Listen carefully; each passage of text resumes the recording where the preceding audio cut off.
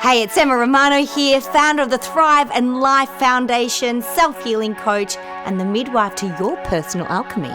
I am Kelly Bowen, founder of the Heaven Within Foundation, CEO of Lifestyle Finance Australia, finance expert, life and business coach. And you are listening to Inspired Conversations, where we talk about the things that really matter. Yes, we go there. We share together what's exciting us, inspiring us, and having the most profound impact on our lives and our clients' lives.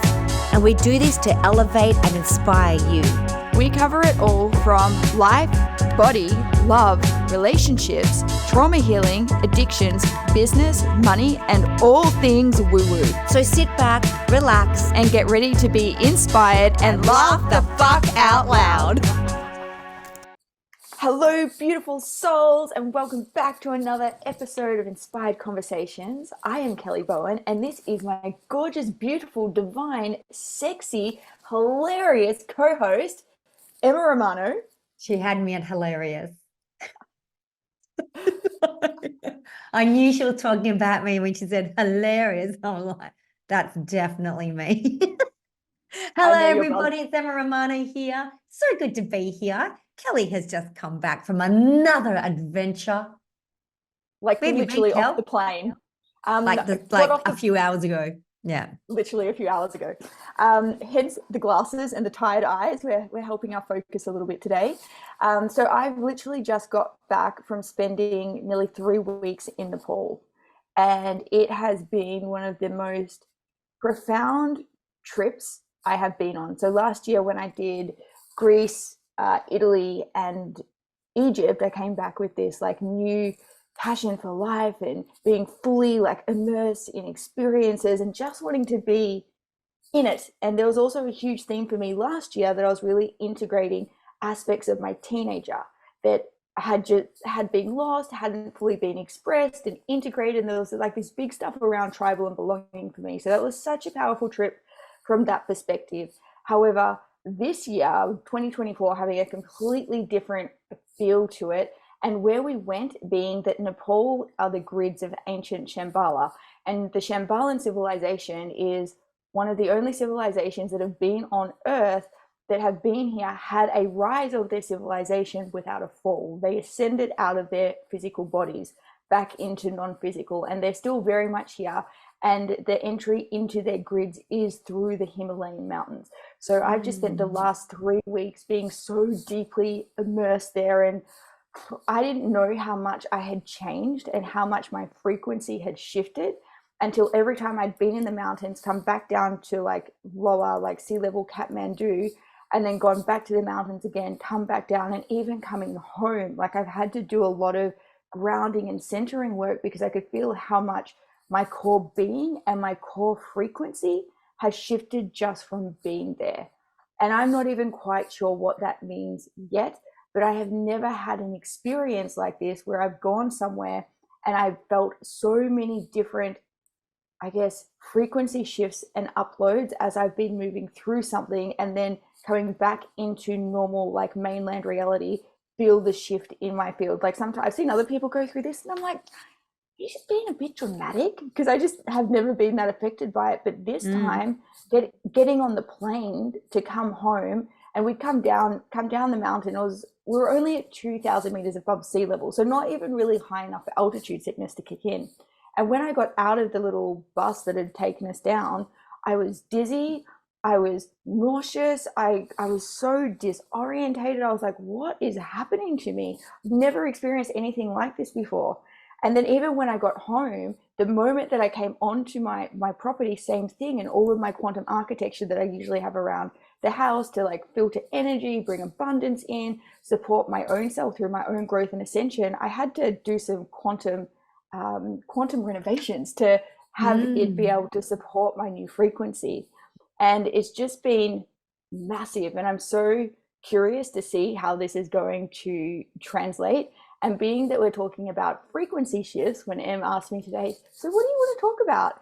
I was like, well, I had this kind of profound yet simple insight as I was moving through all these different beautiful parts of the Himalayan mountains, because every different range that we're on, every time we turned like a face of the mountain, it was like we'd gone into a totally new world. Like the frequency was totally different, and I could feel my body uploading this, and the peace that I was experiencing there, the abundance that was just all around, and the beingness was something that I really want to bring back into my reality. And what I noticed about the difference, or like the standout difference between 2024 and this particular trip compared to last year and my trip that I did, or the earlier one around Italy, Greece, and Egypt, was this trip, there was absolutely no lowering of my frequency for perceived connection, or to keep the peace, or to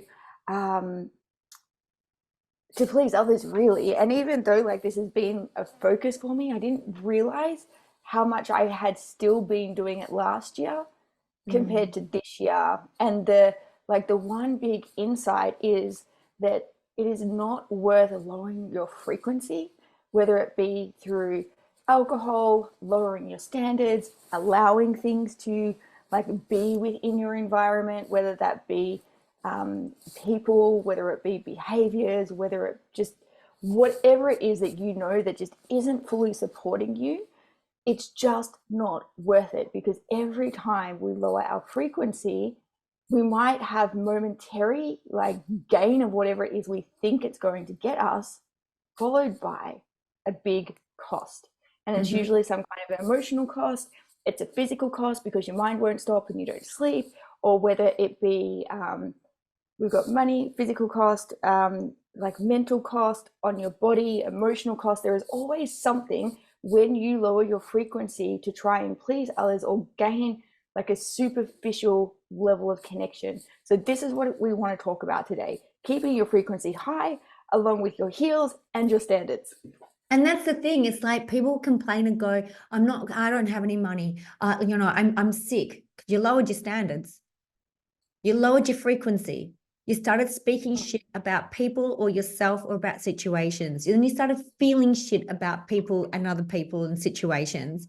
And then you started doing shit to other people and situations. Like this happened to me on the weekend. So we just had that Easter break. And when Cal was saying to me, I said to Cal, what do you want to talk about? She wants to talk about this. And I was like, oh my God, yes. I fell into this on Saturday. So I was with my family, all the Romanos, Anthony's side of the family, and us girls are sitting there with a cup of tea. And I don't drink. I've been sober over 4 years now, and I'm loving my sober life. And one of my sister-in-laws, she drinks. So she's sitting there, but she starts flicking through a magazine and bitching about all the people in this magazine. Now, I'm going to tell you something. None of us know any of these people in a magazine. Yet we feel that we have absolute 100% rights to shit all over them. And there's something I'm going to explain to people that are listening if they want to hear it. When we say something about someone else, our unconscious mind and our body doesn't actually know that we're talking about someone else. It thinks we're talking about us.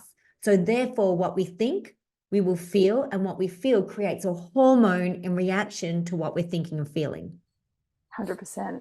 So she's bitching about, dresses and things like that, and like, how dare they wear that and all that sort of stuff. And I started to. And I went, oh, I have not done that in a very, very long time. I don't gossip. I used to be a terrible gossiper. I mean, I went to private Catholic girls' school. I was born gossiping and bitching, right?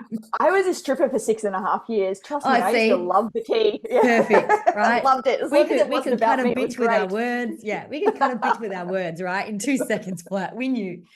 But I haven't played that frequency for a very long time. And I visited it on Saturday. And you know what? It was so weird. I freaking hated it. But my God, it was like I'd had a line of Charlie or something. It was like it energized me some way. It gave me a shot of dopamine or something like that. I'm like, my God, no wonder I used to be addicted to this. Yeah. I used to be so addicted to it. I'm so glad that that's not my case anymore. And the good thing was I pulled myself out. It went, oh, Emma, yeah, dropped your frequency undies. Like, Mm-hmm. pulled it back up again. And I did not like it at all. And it was very quick. What happened afterwards, the reaction afterwards was very quick to me. I got very, very unenergized. I got very tired for no reason and I wanted to retreat. And I went, oh, what's this? It was almost like I'd OD'd on gluten or something, or like carbs. And I just went into this, Yeah. oh, sluggish. I can't move. I don't want to talk. Lasted about an hour and I went, oh, I'm glad it happened quickly. And I'm glad that's all it was. But it was very, very quick. Yep. And in the moment too, it seems so innocent. And Yes, it it's doesn't feel such, good though. Like in my heart, it didn't feel good, but there was like this power energy, but not a good power. It's yeah. like, ha, I'm better than you. I wouldn't wear that. I'm like, God, fuck, what's that? It was horrible. And I used to talk like this all the time about everyone. It was just a way of life. So yes, It's a way of connection. It's yeah, and definitely a way of connection. it was a connection to my And if you, if, sister-in-law. yeah. And this is exactly what I mean by lowering our frequency Mm, for somewhat perceived connection.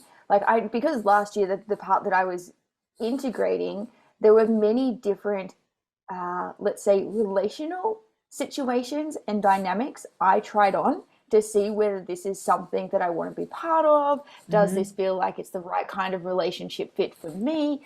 And even though there were times where there were times where I was like, I really don't think this is me, but I'm going to like expand my grid. So when I say grid, it's like I would be referring to my belief systems or my belief structures around something to try something on. I could feel myself in those moments lowering my frequency, and all it did was create anxiety mm-hmm, and then have me get angry at myself because I should have known better than mm-hmm, doing that. And even also, and because I wanted to have greater connection with the person I was playing this dynamic out with, I was like, you know what, I'll try this on. And all it did, it gave me a quick hit of yes, dopamine, oxytocin, mm, serotonin, and then crash. And yes. then And I that's what would happened be to left. me. Yes. Yeah, yeah, and it's easy. These little things where we compromise, we think that it's going to take us towards what we want. And Mm. if you've ever had any fawning in your system, Mhm. you are prone to being very good at lying to yourself, or let's call it convincing yourself of Yeah. why you want to try this thing to try and keep the other person happy, to try and maintain connection, as opposed to having the boundary of, no, that's just not me. Because in holding the boundary and holding your frequency, then you're risking rejection, abandonment, betrayal, insert the core inner child wounds here, lack of safety, lack of trust. And what happens, so you try and like, you'll convince yourself of why this is a good thing, and it speaks over the top of the truth part of you. And this is why Mm. what happens in the moment, you get the thing that you're compromising yourself for, and you're like, woohoo! And then as soon as the reality of it kicks in, then that's where you get the drop. It's not just a drop in dopamine, but you get a drop in oxytocin. So that's the connection feeling hormone. And you also get a drop in serotonin, which is the one that makes you go a little bit crazy when that drops. Like, Mm. oh, it makes the mind race. Do they like me? Do they not like me? Oh, did I say something wrong? Like that over analyzing thinking often comes from a drop in serotonin. So Yeah. this is where I really noticed on this trip, the people that I was traveling with, they were so highly self-responsible in knowing what their truth is, in knowing how to communicate what they were feeling and what they needed to be supported. They were so aware that if somebody else was processing something, how to be there and be with that person if they needed it. And not once did any of us have to compromise on that. And we had the most like heartwarming, heart expansion, like deep, rich, like emotionally intimate connection. and just pure like fun and expansion and abundance. And I haven't experienced anything like it. I'm so grateful that I had that experience, because between the two contrasts, like both trips were magical and changed me in very different ways, both of them. But just seeing how much my growth had happened, and then also seeing how much my own frequency has shifted, and seeing sometimes when you hold true to yourself and what you know is true for you, it might take a little bit of time for the benefits to kick in, but my goodness, when they do, it is so worth it. 100%. Because then you know you're creating connections based upon shared beliefs and connection on shared values. And when you have that kind of connection, then you know that it is trustworthy, it is reliable, it is honest, what they say is what they mean. But when you've got the other form of connection where everybody's dropping their frequency to try and like meet each other in different places or trying to connect, this is where you get the wonkiness in business relationships, in friendships, in intimate partnerships, because nobody's actually acting from their truth or their true foundation. And when people aren't doing that, that's where disappointment happens, because it's not on a foundation that's true. Is this making sense? Yeah, it definitely is. So basically, I'm going to sum it up. Stop talking shit about yourself and other people. There you go. That too, and be willing to actually stand for your values. Yeah, hold your frequency. Just hold the frequency. If we all held the frequency of love and gratitude, we would be so abundant. You know, that's when you just receive everything. But the first thing we've got to do, though, like for listeners out there, like you might sit there and go, how do you do that? You've got to start with yourself. It can't be anything outside of yourself. It has to be yourself. And this was the hardest thing for me, because when I was healing from MS, I was seeing all these great gurus and they're like, you just got to love yourself. And I'm like, okay, how? The meanest fucking thing to say to somebody, isn't it? When you love don't yourself. know how. It's cruel. Love yourself. How? What do you mean? How like, do I what even do you do that? What happens? So my top tip for people is, the first thing that I would do is find out what you like. And for us people pleasers, that is the hardest freaking thing to find out, because we will only like what other people like for the connection. And it was amazing. First drop in frequency. Yeah, exactly. And when I was going to what do I love? Like, for instance, if you said to me, what's your favorite color? I go, what's yours, Cal? You might go, purple. I go, oh my God, me too. And then I had to find out, well, what colors do I like? And then I found out I don't actually like colors. I like glitter. My colors change. I don't have a favorite color. I love many different colors. And, you know, just what kind of food did I want? What did I want to eat at a restaurant? I would always look at somebody else and have something very similar, because I had to have that connection. Because if I had something that was too different, I wouldn't be, that my thoughts were, I wouldn't be accepted. So just to be able to choose things for myself. And one of the big things, I mean, you know, I'm a mom, a wife, a mum of two beautiful boys, young men now. But back when I had the MS, I was 44. The boys were like 11 and 12. And I would put everyone else first before me, and which is the worst thing to do. And you got to feed yourself first. And then all of a sudden it would be, okay, at the times it's busiest, even if it's for 5 minutes, I've got to do something for me first. And I remember, like, between 4 and 6 p.m. is mad 2 hours in a family home, because that's homework time, dinner time, arguing with the kids, do your fucking homework, all that kind of stuff, right? Bring in your lunchbox, all that kind of stuff. So at 4 o'clock, when the boys are coming about 3:45, and I decided at 4 p.m., I wasn't going to ask any questions. I was just going to go and sit by myself and either read a book or do something, listen to a song. It was just solely for me. I knew that my world wasn't going to fall down without me people pleasing everybody for 5 minutes. That was a huge thing for me, because people pleasing, when you're going to people pleasing, you're also a freaking control freak. You got to control. You're just covert about it. Covert, very sneaky, very manipulative about it. You know, it's very victim. You know, as my son Ben will say, like, if he didn't do what I told him to do, he said I was master at guilting him out for it. I would just have a look or I'd say something. He goes, I couldn't stand the guilt. So I just do it. So the people pleaser, me, trained my son to be a people pleaser. That's how far it went. And when you're going to, I love myself, I'm going to learn to love myself, you got to stop the people pleasing. You got to stop the manipulation. You got to stop all this covert narcissism shit going on that people pleasers do. People are going to probably turn off after I just said that, but it's true, right? Yeah, well, let's just back it up a little bit and soften it a little bit. A lot of the time, yeah, a little bit. We're doing these sorts, a lot of the time when we're doing these sorts of behaviors, it's very unconscious. You don't even realize that you're in a covert way controlling those around you to like you.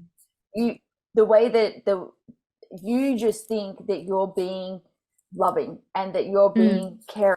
This is how you show love and how you show care, which isn't untrue, yet where the driver is coming from, that's the part that we're questioning. So this people pleasing, this way of control, is because the behavior is coming from, when I do this, I am liked. When I do this, I am loved. When I do this behavior, I'm getting belonging, which is securing my safety. So when it's coming, when that behavior is coming from that place, this is where it can be covert controlling. When it is, when that foundational piece is clear and you're doing it because this is the expression of your heart, then it's coming from a really clear and clean place. So I just want to sort of we just want to really define the difference there. Because once it's clean, then even in the transaction, the energetic transfer is very clean. And you can ask someone to do something and it doesn't matter whether they do it or not, because it's not going to reflect upon how you view yourself. So Kelly, what's your top tip for the listeners when they're see, the hardest thing to change is culture, right? So if you're in a culture where an environment where, people are in a low frequency, but you got to hang out with them, you got to be there, your family, they're whatever. What's your top tip of keeping your high frequency pants on? Mine would be radical self-honesty. And how do you do that? Yeah. Now, the reason I say radical self-honesty isn't the cuddly, fluffy thing that may, radically transform your relationships for the positive. Radical self-honesty may do that, yet it also may have you wake up and realize, I don't like a lot of the people that are actually in my world, and I've been pretending this whole time. And now I have to start acting in accordance with what's true for me.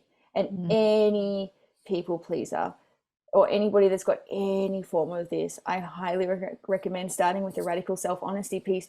And just before you respond to anything, just say, is this, before you answer, is this true for me? What actually feels right for me? Because if you're in this cultural dynamic that Em's talking about, there will be so many things on autopilot, and there will be the voice of your truth and how you really feel about something. Then there's going to be the voice of the other part that's telling you why you do love this person, or why you do love this situation, or why it's good for you, talking you into going against your very truth. So radical self-honesty starts taming that part, or starts confronting that part that's convincing you to maintain the status quo. And sometimes when you stop doing that, yes, life, it'll radically transform your relationships in the most positive ways. And everybody who's currently in your environment go, oh, we've been waiting for you to step into this place. We celebrate you. This is amazing. And sometimes the other side, the disclaimer, if you really want to walk this path with radical self-honesty, you wake up at 3 a.m. and you realize you've built your whole life upon a lie. And then you have to start acting in accordance. And sometimes that means leaving a relationship. Sometimes that means leaving a job. Sometimes what that means is huge, which is why it's easier for people to lie to themselves than do the big scary thing. And anybody who is willing to do the big scary thing, wow, do I acknowledge you. And anybody who's willing to walk that path of radical self-honesty, I celebrate you. And I hand on heart see you and your courage to go there, because it is the thing that will powerfully transform your life no matter what happens for the positive. Just you've got to stay with it. And sometimes the positive happens sooner rather than later, and sometimes there's a whole bunch of guck you've got to go through first. But staying and continuing to drop your frequency to maintain it, the only person that's getting hurt is you. It's like holding on to the hot coals thinking it's going to hurt somebody else, but the only person whose hands are burning are yours. Mm-hmm. The question is, how long do you want your hands to keep burning? When there's a top tip if anybody is interested, of what I do. I've got this beautiful family, and my sister-in-laws, that they're Macedonians, some are Italian, and we're on the whole pretty positive. But when someone's sitting there bitching about other people, what I do is this: I can't dump them, I don't want to, but there's something that keeps my frequency up. Is on Saturday, unfortunately, I played a little bit. I didn't like it. But normally 99.9% of the time, I go into gratitude. I look at all the times that they're not like this. And I go into the law of polarity. So there's a universal law of polarity. So where there is light, there is dark. And I think if this is their only darkness, this is pretty good. If it's the only darkness about my sister-in-law is that she's bitching about some chick that she doesn't know in the magazine, thank God it's only that, and she's not abusing her children, or she's not abusing people in the street. So I go into gratitude, because there's some people you can't walk away from them, and you can't, you don't want to, but it doesn't mean you have to play the game. So it depends what game you want to play. So that's just a little top tip that I've got for those who okay, I can't tell anyone to fuck off and I can't leave. I've just got to kind of sit there while it's happening. Just go into gratitude in your own head and don't talk. You don't actually have to talk about it. You can change the subject, but go into deep gratitude for, if this is their biggest issue, that's pretty good, because everybody's got a problem. Everyone's got a problem. And if that's the problem you've got with them, that's what I did. I went, if this is the only problem I've got with my sister-in-law, that's freaking amazing. Because she's it's really not a problem. It's not a problem, is it? So if that's the only problem, this is a great problem to have. She's an incredible woman. So that's just another tip from me too. Yeah, I really love that top tip. The other thing you can do too with that's a little less drastic than my radical self-honesty, I think it's just I've been sitting in radical self-honesty for a little while, is in that kind of situation that Em's talking about. If I find myself in those situations, how I usually deal with that is that I will ask them, oh, do you really think so? I think that I would bring a little bit of reason and compassion to whatever it is. If they're I don't know, bitching why would she wear an outfit like that? My response might be, and obviously it's got to be genuine, but something like, oh, really? Do you think so? I really like it. I think it's amazing that she's got that she's representing a body positive image. I think this is great for young girls to see. I think it sucks that media turns it into something else, and I think that we've got an opportunity to bring compassion and to celebrate that and shift the direction of the conversation, because most people that are creating that connection by judgment and criticism, they're just acting off of autopilot. They might not even really know whether that's their truth. They're just repeating. They might just be going off the narrative that they've read or something like that. So I like to challenge it a little bit in a fun, playful way that brings love and compassion and awareness to the thing. And then usually when that happens is that they shift and come with me. I love that. That's a great top tip. Yeah, and if they don't shift and come with me, then that's usually I either go find somebody else to talk to. That's when Kelly cuts a bitch and says, "No, I do not." We don't cut shit, something like that. We don't cut anybody. That is not our top tip. No cutting people. Or so I'll either leave I will try and change the subject, and if that doesn't work, then I might remove myself from the situation politely, you wouldn't even know. But my first go-to is something like that is I'd usually you know, think, how do I really feel about it, and bring that level of like love and compassion to it? Because most people, when they behave, like they're just wanting to create connection, particularly if it's over a tabloid. And like you said, Em, at the beginning, don't even know these people. It's just trying to create conversation. Not everybody wants to go, so what deep soul insights did you have this week? Like, what's going on Exactly. within your inner landscape? Like, tell Yeah. me what's on your heart. Most people don't want to go there. Tell me So, what's on you your know, heart, sweet cheeks. do you know what I mean? So Yeah, I do. you kind of got to find somewhere between the let's go to the eternal depths of your soul and talk about the weather. So when you Exactly. can kind of And you navigate, like, know, it's also throw about people a rapport too. wrench. You know, people can get, I used to be so entitled about, I would only really want to talk about what, lifted me. And I'm a deep talker. I can't talk about the weather.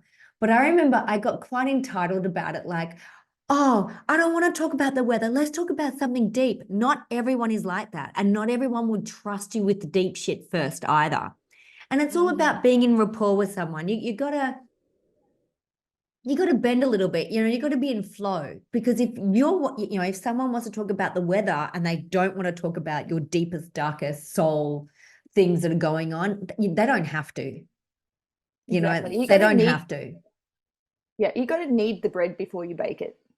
Yeah, exactly. I love that one, Cal. That's a good one. I've never heard Yeah. that before. That just dropped in. I was like, oh yeah, you got to knead the bread before you bake it. Good. Welcome to I music. like it. I like it. I like it. Is there anything Mm. else that we want to say on this topic before we finish on this podcast? I Let me think this is a see. really deep one, actually. I think this is going to be the one that people are really going to think about, because you're going to start seeing Yeah. where you're doing it everywhere. Yeah. I think the biggest thing here, to really know where your frequency's at, and to know whether you're lowering your frequency for connection. This could be even like lowering your frequency to get a client to say yes to working with you, where you just know that they're like, I don't know, 70% right, but they're not 100% right. So you're like, oh, I'll make an exception for you. I'll give you an extended Mm-hmm. payment plan, or we'll just chuck this extra thing in that'll cover that thing that you're wanting that's not really covered in the program, but I just want the client. So do you know what I mean? So Yeah, it or even I'll drop applies my to that. price for you. Yes, that one too. So these are all little things. So to know where your frequency's at, the first thing you really need to understand are your values. So what are the key things that are most important to you? And then what beliefs do you have that support you in terms of achieving that value? So let's just say you have a value of self, and now I'm going to use something easy, relationships. You have a value of relationships. Having high quality relationships in your world is really important to you. Mm-hmm. Okay, great. So, what are your belief systems that support you having high quality relationships? Well, it might be that we communicate quickly in terms of what's present for us so that we can resolve it. We practice honesty and loyalty, whatever you decide, again, what loyalty is within a relationship for you, because these days there are so many different types of relationships. It is not a one Mm-hmm. size fits all. But looking at all the like beliefs and rules are kind of the same, like in the same category in terms of how you achieve meeting a value. And if you want us to go a little bit deeper on values and belief systems and the rules that support like that whole intrinsic model, like how your value systems and belief structures create your behavior, we can totally do another episode on that. However, but when you understand this piece, then you know what's key to you, and you know where you are willing to be flexible, and other Mm. parts that are just a complete non-negotiable, so that you're not dropping your frequency for perceived connection. And once you know these things, like know thyself, then you can navigate through what is right and what's not right for you. But most people don't actually know what their true values are and their belief systems around those values. So they find themselves in all kinds of situations going, oh, how did I get here? Or how did that happen? So Mm. that's where I'd really be starting with this, to know what are the internal structures that support your frequency. That's where I'd be looking in terms of your values and beliefs, and knowing them, and that way you can navigate yourself through any situation, being true to yourself, keeping your frequency and your heels high. Yeah, frequency. Yeah, heels. Hi, I love it. Thanks, Yeah. Kel. Guys, we really, Welcome. really hope you got a lot out of that today. Yeah. And we love you so much. If you've got any questions, if you want us to go deeper on those values and belief structures and how we create that internal world for ourselves, we're totally happy to do it. It's our jam. And if you've got value out of this, please tag, share, let your friends know about it, because that's how we get around, is that when you share us, our love ripples out into the world. Yay! We love you guys. Thank you so much for your support. Please share this. We love you all, and we'll see you next time. Bye. Bye. Bye.